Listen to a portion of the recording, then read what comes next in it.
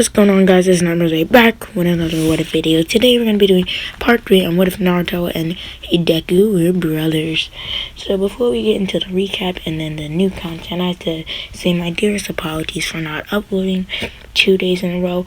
I just wasn't feeling well, so if I cough during the video, that is the reason.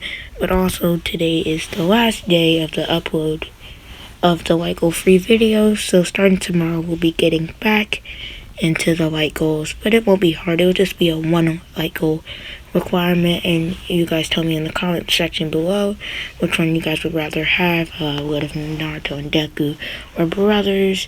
What if Hiruzen adopted Naruto? Or maybe even a new what if that I've been planning.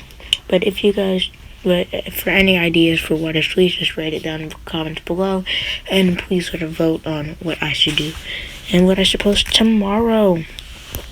So the day that this will be coming out, I'll be watching the Super Bowl, so if it comes out either very early or very late, I apologize. So let's get started. So after the statement by Naruto to Deku and Sasuke, Kakashi was like, can we settle this? Who is the leader of your so-and-so big three matter after I finish saying what I have to say? And then they were all like, why not? We don't see any problem with that. But then Naruto ran his big mouth and was like, but we all still know that I am the leader through and through, and you guys will never beat me. So and then Kakashi was like, and then Naruto was like, my bad. So Kakashi was like, thank you. So he was like, where I left off was, you guys did very, very well on this bell test. I did not expect you guys to do this so fast, but I can clearly sense your teamwork, and it was amazing. Forgetting it was not that spectacular, but it was okay.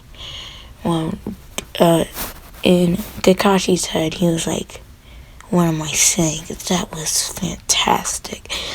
I could even sense that they were not really even going that hard, and it was very obvious because they were playing around most of the whole time. This is not possible. There is no way these kids aren't at the very least tuning, and at the most joning. There is no way that this is even plausible. So Kakashi was then interrupted by his thinking and his train of thought by Naruto, who said, are you okay, Kakashi? And Kakashi was like, yeah, why wouldn't I? And Naruto was like, it's just because you kind of, like, you were daydreaming, like you saw a ghost. And he was like, it's nothing the matter, I was just thinking. And he was like, okay, whatever you say, sensei.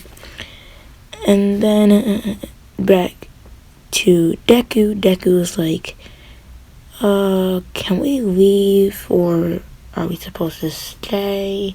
What is going on? So then Kakashi was like, yeah, you guys can go. Have a good rest of your day. So Kakashi's still in shock of the sheer power and the might of these big three Genin. He even said that these might be the most promising students in Genin I ever saw. So then Kakashi raced over to the third Hokage's office and was like, third Hokage, this is not okay. These three Genin, what was their name? The big three.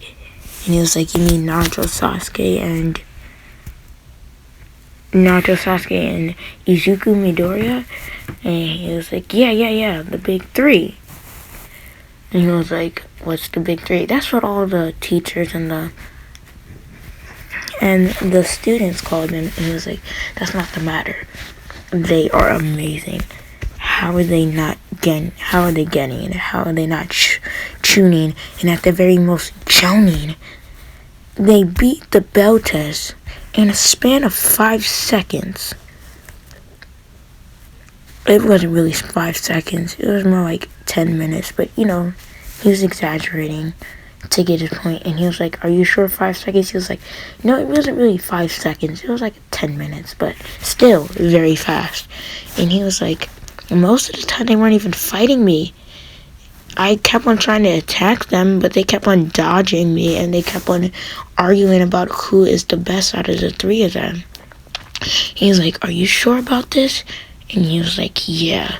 So he was like, we'll be watching them, and we'll tell you if we have... And Kakashi was like, okay, I'll tell you if they do anything more spectacular things. And he's like, okay, just keep your eye on those 3, Kakashi, because they might be the best chance we have of keeping Konoha a very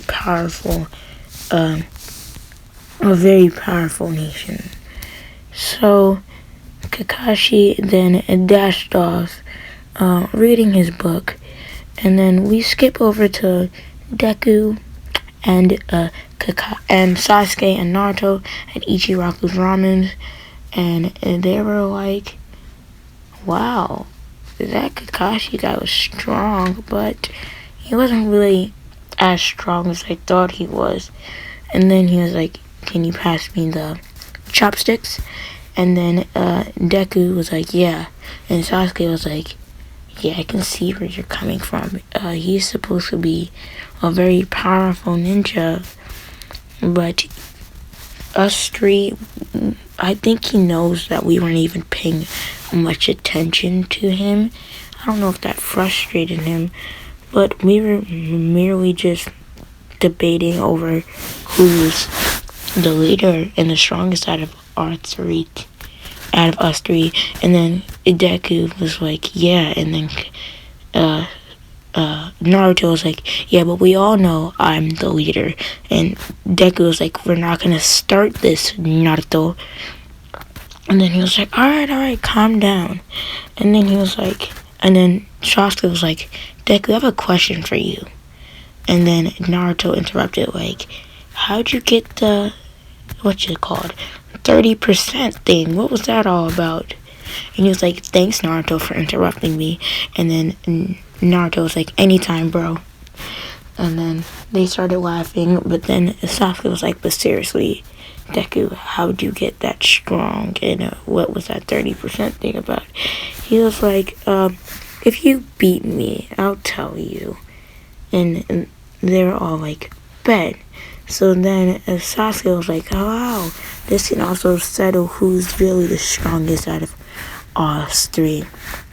So then they finished their ramen, and then they paid, and then they left. And then before they left, they were like, thank you for the ramen, and then they left to an open area where nothing can get hurt.